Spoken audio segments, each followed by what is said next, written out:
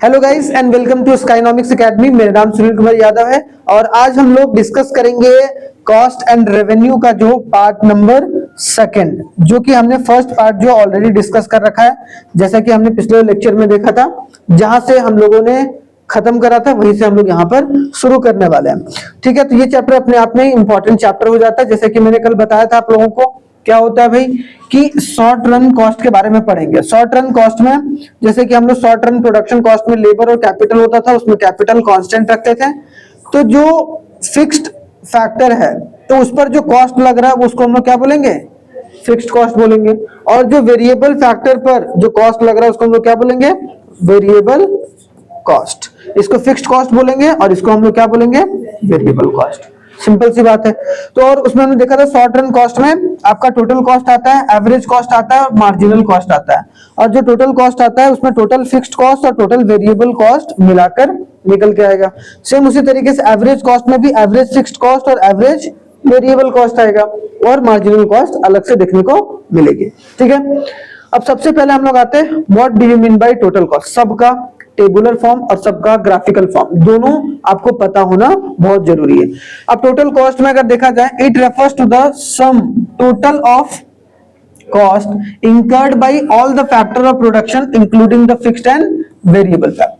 कि जितना भी, चाहे वो वेरिएबल फैक्टर पर लगा कॉस्ट हो, ठीक है, क्या कौन सा वेरिएबल फैक्टर, जितना लेबर कॉस्ट लगा हुआ है भाई, जैसे एक वेरिएबल कॉस्ट है, और जितना फिक्स्ड कॉस्ट लगा हुआ है, ठीक है, मतलब उन दोनों को एक तरीके से अगर जोड़ देंगे तो हमारा टोटल कॉस्ट निकल के आ जाएगा। तो टोटल कॉस्ट का मतलब क्या हो गया भाई, टोटल कॉस्ट का फॉर्मूला होता है total fixed cost plus total variable cost. याद रखना कि वेरिएबल कॉस्ट और फिक्स्ड कॉस्ट को जोड़ना है, वेरिएबल कॉस्ट को और प्लस फिक्स्ड कॉस्ट को जोड़कर चलना है, बहुत इंपॉर्टेंट है दोनों को।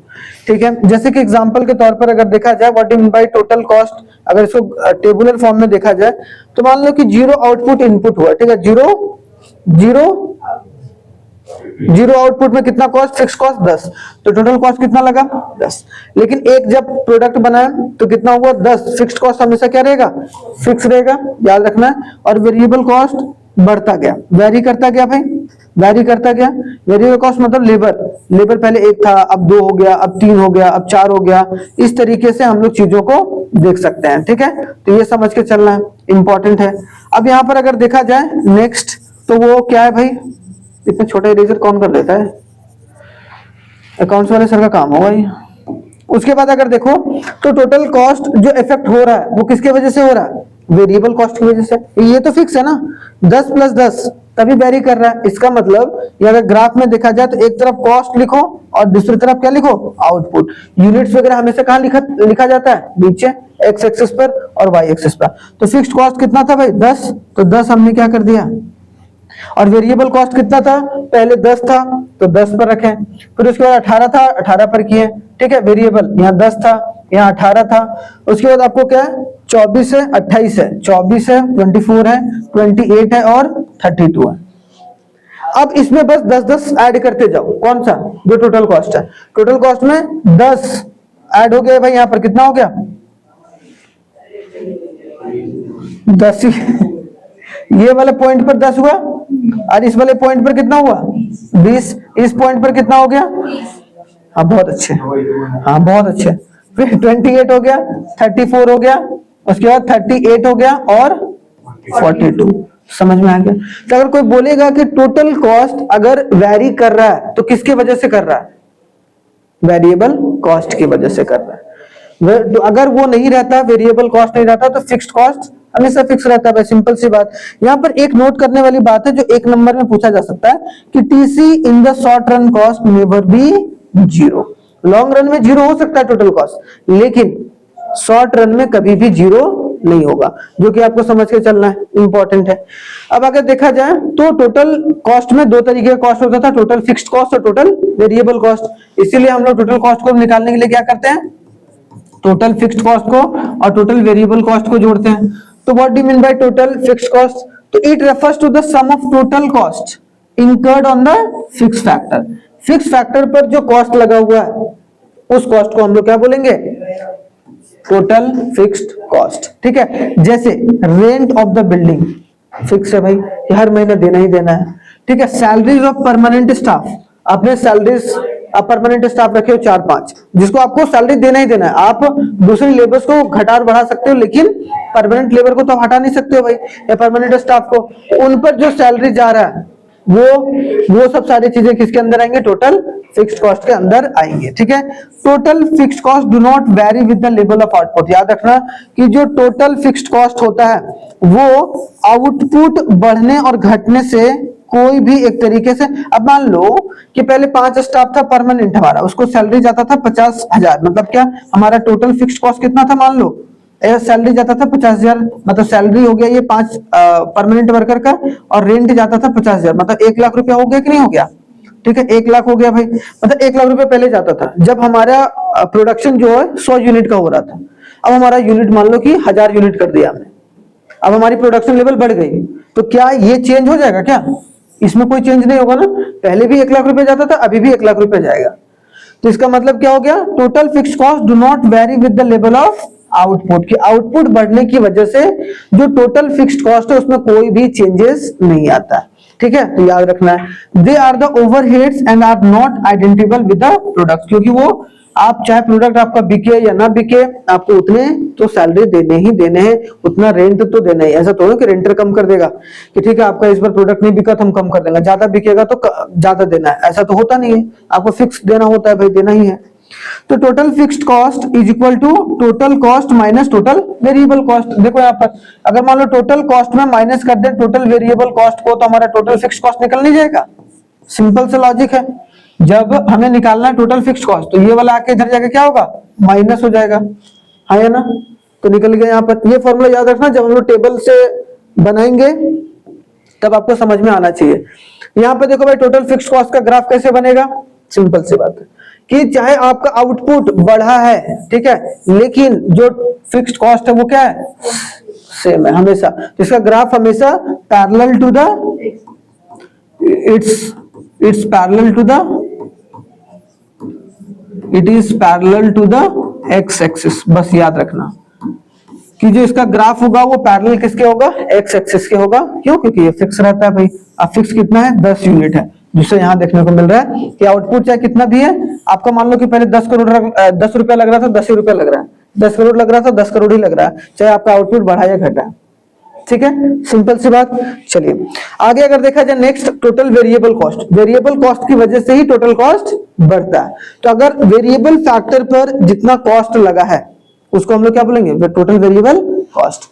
तो यहाँ क्या होगा, it is the sum of the total cost incurred on the variable factor, कि जितना भी कॉस्ट एक वेरिएबल फैक्टर्स को इंकर्ड करने पर लगा है, मतलब इंकर मतलब उसका यूज करने पर लगा है।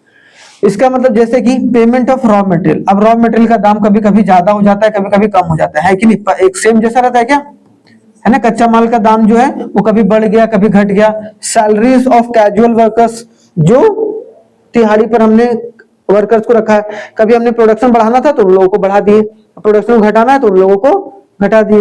तो ये सब सारे क्या है भाई, एक तरीके से वेरिएबल कॉस्ट है, जो कि एक तरीके से क्या होता है, अगर इन सबका सम कर देंगे तो टोटल वेरिएबल कॉस्ट देखने को मिलेगा। Total variable cost varies directly with the help of with the level of output, कि जितना लेवल ऑफ आउटपुट बढ़ता जाएगा, ठीक है, लेवल ऑफ आउटपुट बढ़ेगा तो आपका टोटल वेरिएबल कॉस्ट भी क्या होगा, टोटल वेरिएबल कॉस्ट भी क्या होगा, बढ़ेगा। याद रखना वहां पर लेवल ऑफ आउटपुट बढ़ रहा था लेकिन टोटल फिक्स्ड कॉस्ट कांस्टेंट था, लेकिन यहाँ पर टोटल वेरिएबल कॉस्ट बढ़ेगा अगर उसका लेवल ऑफ आउटपुट बढ़ा। ठीक है, तो टोटल अगर वेरिएबल कॉस्ट निकालना होगा तो total cost minus total fixed cost, हाँ या ना, जैसे कि उसमें किए थे सेम उसी तरीके से। और दूसरा हम लोग बोल सकते हैं कि total variable cost is equal to sum of marginal cost. Sum of क्या होता है भाई, मार्जिनल कॉस्ट देखने को मिलता है। अब मार्जिनल कॉस्ट क्या होता है वो भी हम आगे देखेंगे।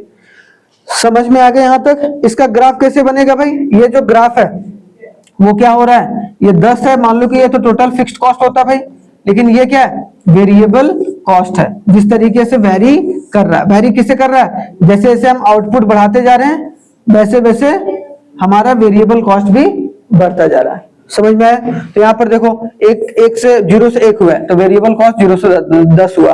2 यूनिट हम लोग 2 आउटपुट निकाले तो उसमें वेरिएबल कॉस्ट 18, क्योंकि आप जितना ज्यादा प्रोडक्ट बनाओगे उतना ज्यादा लेबर रख रहे हो, इसका मतलब सिंपल सी बात है।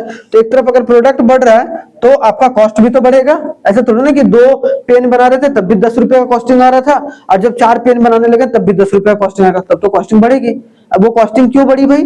वेरिएबल कॉस्ट की वजह से। क्यों? क्योंकि आपने वेरिएबल फैक्टर का इस्तेमाल करा, आपने ज्यादा रॉ मटेरियल का इस्तेमाल करा, आपने ज्यादा लेबर्स को रखा, कैजुअल लेबर्स को, परमानेंट वाले को नहीं, ज्यादा कैजुअल लेबर्स को लगाया, ज्यादा रॉ मटेरियल का इस्तेमाल करा, तभी तो आप ज्यादा प्रोडक्ट बना रहे हो। और जब ज्यादा प्रोडक्ट बनाओगे तो ज्यादा वेरिएबल कॉस्ट आपको इंकर करना पड़ेगा। सिंपल सी बात है, समझ में आया यहां तक? जो कि आपको समझकर चलना है, ठीक है। आगे आते हैं भाई, एवरेज कॉस्ट क्या होता है? सेकंड जो एवरेज कॉस्ट भी हमने क्या बताया कि एवरेज कॉस्ट जो होता है वो average variable cost plus average fixed cost से निकलता है। एक तो ये वाली हो गई, और एक एवरेज निकालने के लिए हम लोग क्या करते हैं? Total cost bye output. Total cost bye output, जैसे कि एग्जांपल के तौर पर अगर देखा जाए तो यहां मान लो कि 18 रुपया लगा भाई, ठीक है, और कितना 2 यूनिट को बनाने में, तो एवरेज कितना हो भाई? एवरेज अगर देखा जाए तो 18/2, ठीक है, मतलब 9 रुपया लग रहा है एक प्रोडक्ट को बनाने में। सिंपल सी बात है, तो एवरेज कॉस्ट यहाँ 9 रुपया हो गया, ठीक है। सेम इसी तरीके से यहां पर अगर मान लो कि यहां पर 28 हो गया, यहाँ 4 हो गया, तो 28/4 करेंगे, 4 7 जा 28, ठीक है। तो मतलब कितना रुपया लगा? तो जितना ज्यादा प्रोडक्ट बनाते जा रहे हैं एवरेज कॉस्ट उतना कम होता जा रहा है। इसलिए बोलते हैं कि जब बल्क में आप सामान खरीदते हो तो आपको दाम कम पड़ता है पर यूनिट ऑफ द प्रोडक्ट में, ठीक है। तो हमें यहाँ क्या समझना है भाई कि यहाँ पर पहली बात तो it is defined as per unit of total cost. Total cost का पर यूनिट, और it is calculated by dividing the total cost with the level of output. कि टोटल कॉस्ट को average cost is equal to total cost by Q. क्यों मतलब जितना भी output निकल के आया, अगर उसको हम लोग डिवाइड करेंगे तो टोटल कॉस्ट निकल के आएगा। और एवरेज कॉस्ट हमेशा किस शेप का होता है? यू शेप का होगा, ठीक है, ऐसे करके यू शेप में जाएगा, ठीक है, समझ के चलना है। अब इसमें देखो दोनों तरीके से देखेंगे। सबसे पहले एवरेज कॉस्ट को देखो क्या है कि यहाँ पर 0 है, तो यहाँ पर 10 हुआ भाई, तो एवरेज कॉस्ट कितना निकल के आया यहाँ पर? बताओ एवरेज कॉस्ट कितना निकल के आया? 10। उसके बाद यहाँ पर 3 है, 8 है, तो 8 डिवाइडेड बाय 3 हो गया कि नहीं? उसके बाद 5 है, यहाँ पर 6 है, तो 6 डिवाइडेड बाय आपको कितना? लेकिन ये एवरेज कॉस्ट को छोड़ दो, इसको टोटल कॉस्ट को ऊपर टोटल कॉस्ट होना चाहिए, इसको टोटल कॉस्ट कर देना, ठीक है। तो टोटल कॉस्ट बाय आउटपुट, इन दोनों को डिवाइड करते जाओगे तो क्या आएगा हमारा? ठीक है, सिंपल सी बात है। तो यहाँ पर सिंपल से एक लॉजिक फाइंड आउट करना है, और इसका शेप हमेशा कैसे होता है? यू शेप का होता है। तो याद रखना यू शेप का होगा। शुरुआत में एवरेज जो होगा धीरे धीरे कम होता जाएगा, फिर आपका एवरेज क्या होगा? बढ़ता जाएगा। देख रहे हो, एवरेज कॉस्ट शुरुआत में कम होगा, फिर आपका बढ़ जाएगा, ठीक है। तो ये बात याद रखना जो कि आपको इंपॉर्टेंट है। बस ये याद रखना कि यू शेप का होता है एवरेज कॉस्ट, की शुरुआत में जो एवरेज कॉस्ट कम होता है फिर एक लेवल पर आएगा, फिर ऊपर बढ़ता जाएगा। आगे अगर देखा जाए तो क्या है भाई? Average fixed cost. मैंने क्या बताया था? 2 फॉर्मूला होता है एवरेज कॉस्ट का। Average cost is equal to TC by Q, और दूसरा कौन होता है? Average cost equal to average fixed cost plus average variable cost. ये दोनों आपको याद रखना है। अब यहाँ पर समझने वाली बात है कि जो एवरेज फिक्स्ड कॉस्ट होता है it refers to the per unit of total fixed cost. कि टोटल फिक्स्ड कॉस्ट, अब सोचो यहाँ दिमाग लगाओ कि एवरेज कॉस्ट निकाल रहे थे तो हम लोग टोटल कॉस्ट बाई क्यू निकाल रहे थे, हाँ या ना? अब हम निकाल रहे हैं एवरेज फिक्स्ड कॉस्ट, तो यहाँ पर क्या आ गया बीच में? एफ आ गया, तो यहाँ पर भी बीच में हम लोग क्या डाल देंगे? एफ डाल देंगे। आ गया कि नहीं आ गया? सिंपल सी बात है। तो एवरेज फिक्स्ड कॉस्ट मतलब निकलेगा किससे? Total fixed cost divided by Q, क्योंकि फिक्स्ड कॉस्ट का निकाल रहे हैं ना, समझ रहे हो? तो बस हमने यहाँ पर क्या, अगर यहाँ पर आगे चलकर अभी हम लोग देखेंगे, अब मान लो कि एवरेज वेरिएबल कॉस्ट निकालना है तो हम लोग total variable cost divided by Q, बस सिंपल सा लॉजिक है, ज्यादा दिमाग नहीं लगाना है। और यहाँ पर क्या होगा? It is calculated by dividing the total fixed cost. Total fixed cost को डिवाइड कर रहे हैं अगर लेवल ऑफ आउटपुट से, तो हमारा एवरेज फिक्स्ड कॉस्ट निकल रहा है कि फिक्स्ड पैसा कितना लग रहा है प्रोडक्ट को बनाने में। एक होता है ना कि फिक्स्ड पैसा लगता है, एक होता है जो वेरी करता रहता है। अब जैसे average fixed cost total fixed cost divided by number of unit, जैसा कि हमने देखा इसका एवरेज फिक्स्ड कॉस्ट का जो कर्व होता है वो कैसा होता है? रेक्टेंगुलर हाइपरबोला होता है।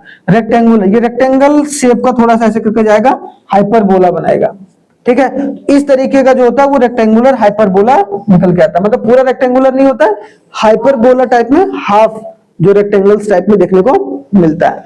ठीक है, तो average fix cost, average cost का कैसे होगा, यू शेप, इसका कैसे होगा, रेक्टेंगुलर हाइपरबोला। ठीक है, जो कि याद रखना है। यहां पर अगर देखा जाए एवरेज वेरिएबल कॉस्ट क्या होगा, एवरेज वेरिएबल कॉस्ट यहां पर अगर देखने को मिलेगा, अभी बताया मैंने, average variable cost is equal to total variable cost by Q. वहां पर फिक्स्ड कॉस्ट था क्या था भाई, वहां पर फिक्स्ड कॉस्ट, तो average fixed cost is equal to total fixed cost divided by Q था। यहां पर क्या हो जाएगा, यहाँ वेरिएबल है तो यहाँ भी क्या होगा, वेरिएबल होगा। और ये क्या होता है भाई, यू शेप का होता है, क्योंकि ये वेरी करते रहता है, जैसे एवरेज कर रहा है। तो एवरेज भी अगर बढ़ रहा है या घट रहा है, किसकी वजह से घट बढ़ रहा है, वेरिएबल की वजह से, सिंपल सी बात है। तो इसका जो शेप होगा वो सेम होगा एवरेज कॉस्ट की वजह से, और यू शेप का होता है।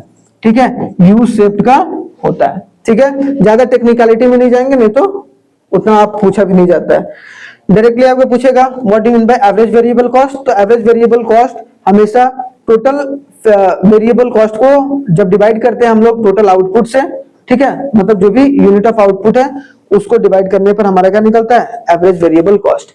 अब आते हैं मार्जिनल कॉस्ट। मार्जिनल कॉस्ट जो होता है वो किस तरीके से कैलकुलेट होता है वो समझो। मार्जिनल जो कॉस्ट होता है वो क्या होता है भाई, margin, it is termed as a change in the total cost due to the production of an additional unit of output. और मार्जिनल कॉस्ट जनरली क्या होता है, यू शेप का होता है। यहाँ पर एवरेज कॉस्ट दे दी है, ठीक है, तो इसको थोड़ा सा हटा ही दो। यहाँ पर देखो क्या, जैसे कि मान लो एक आउटपुट किया तो हमारा टोटल कॉस्ट कितना बढ़ा और घटा। ठीक है, ऐसे करके देखते हैं, ये आउटपुट हो गया, ये टोटल कॉस्ट हो गया, इधर हम लोग क्या निकालेंगे, मार्जिनल कॉस्ट। देखना कैसे, मार्जिन का मतलब मैंने बताया एक एडिशनल, कि एक एडिशनल यूनिट को बनाने में जितना ज्यादा या जितना कम जो है वो खर्चा हुआ है। जैसे कि एग्जांपल, एक यूनिट बनाए टोटल कॉस्ट मान लो 100 रुपया लगा, 2 यूनिट बनाए मान लो कि 220 रुपया, मतलब इसमें 180 लगा, मान लो 220 भी मान लो, कोई दिक्कत नहीं है। 3 बनाए तो कितना हुआ, 300 रुपया लगा। ठीक है, तो टोटल कॉस्ट इतना लग रहा है भाई। तो एक से जब 2 आए, एक पर बनाए एक, तो ये मार्जिनल कॉस्ट तो सेम ही होगा शुरुआत में। दूसरा, जब एक हम बढ़ाएं तो उसके वजह से कितना टोटल कॉस्ट बढ़ा, 80। ठीक है, तो 80 मतलब यहाँ क्या, 180 माइनस 100 किए। ठीक है, नीचे से ऊपर, जैसे हम मार्जिनल प्रोडक्ट में करते थे, नीचे से ऊपर माइनस करते थे। यहाँ पर भी जब 2 से 3 हुआ, जब 2 प्रोडक्ट बना रहा था तो एक तरीके से मार्जिनल कॉस्ट ही है। जब तीसरा बना रहा है तो मार्जिनल कॉस्ट क्या है, कितना हुआ, 300 माइनस 180 कितना हो गया, 120। 120 हमारा क्या हो गया, मार्जिनल कॉस्ट। तो ये तीनों हमारा मार्जिनल कॉस्ट देखने को मिलता है। मतलब क्या हो गया भाई, it is termed as a change in total cost, कि टोटल कॉस्ट में कितना चेंज हो रहा है due to the production of an additional unit of output, कि एक यूनिट ऑफ आउटपुट ज्यादा बनाने की वजह से टोटल कॉस्ट में कितना बढ़ रहा है या घट रहा है या कितना चेंज हो रहा है, उसी को हम लोग क्या बोलेंगे, मार्जिनल कॉस्ट। मार्जिनल कॉस्ट का सिंपल सा फॉर्मूला होता है change in total cost by change in Q, कि जितना भी आउटपुट में चेंज हुआ, जैसे मान लो कि मार्जिनल कॉस्ट हम थर्ड का निकाल रहे हैं, किसका निकाल रहे हैं, थर्ड का निकाल रहे हैं, तो उसके पहले वाला देखेंगे भाई कितना चेंज हुआ, पहले कितना था 180, अब कितना हुआ 300। इसका मतलब कितना चेंज हुआ, नीचे चेंज इन आउटपुट, पहले 2 था अब 3 था, 1 चेंज हुआ तो 1, तो डिवाइड करेंगे कितना आएगा, 120 ही आएगा, जो कि यहां पर भी समझ में आया। या फिर नीचे से ऊपर को माइनस करते जाओ, लेकिन फॉर्मूला याद रखना, change in total cost by change in Q. ठीक है, याद रखना, जो कि इंपॉर्टेंट है। आगे अगर देखा जाए मार्जिनल कॉस्ट को, देखो अभी हमने बताया भाई change in total cost by change in Q, या फिर जो मार्जिनल कॉस्ट है हम टोटल कॉस्ट को लिख सकते हैं, change in total cost by change in Q है, तो हम लोग टोटल कॉस्ट को टोटल वेरिएबल कॉस्ट लिख सकते हैं कि नहीं लिख सकते हैं, क्यों, देखो टोटल कॉस्ट को हम लोग टोटल वेरिएबल कॉस्ट लिख सकते हैं कि नहीं लिख सकते हैं, लिख सकते हैं। क्यों, क्योंकि टोटल कॉस्ट में अगर कोई भी चेंज आएगा वो किसके वजह से आएगा, सिंपल सी बात है।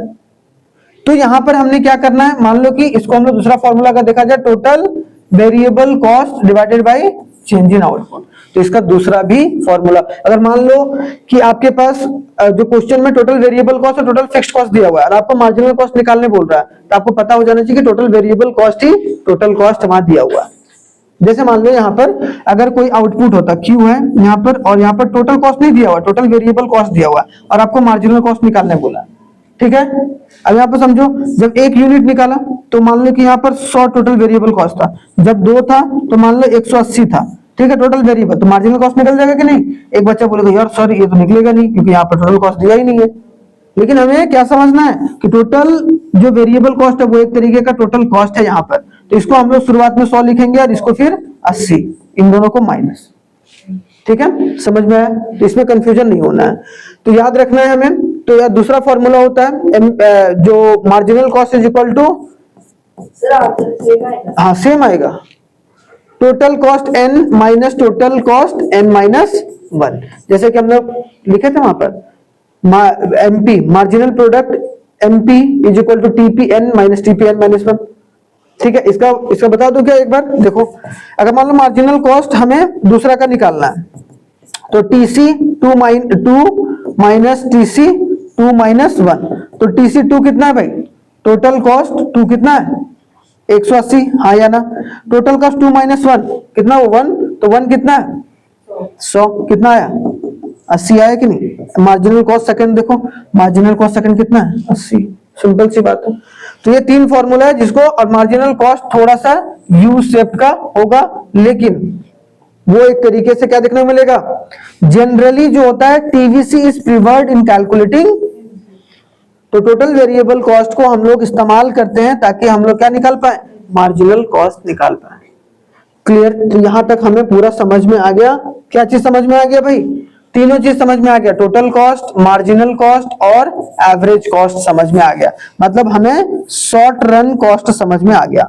क्या समझ में आ गया, शॉर्ट रन कॉस्ट। और कोई भी बोलेगा शॉर्ट रन कॉस्ट क्या होता है, तो ये 3 तरीके के शॉर्ट रन कॉस्ट होते हैं। और इसमें बेसिक सा फर्क क्या था कि TC में क्या था, total variable cost plus total fixed cost, और यहाँ पर मार्जिनल कॉस्ट को हम लोग क्या लिखते थे, change in total cost by change in Q, पहला फॉर्मूला।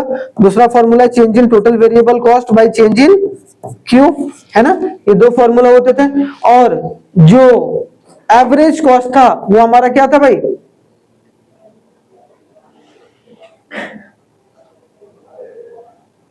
बताओ एवरेज कॉस्ट, तुम बताओ एवरेज कॉस्ट क्या था, टोटल कॉस्ट बाय Q था।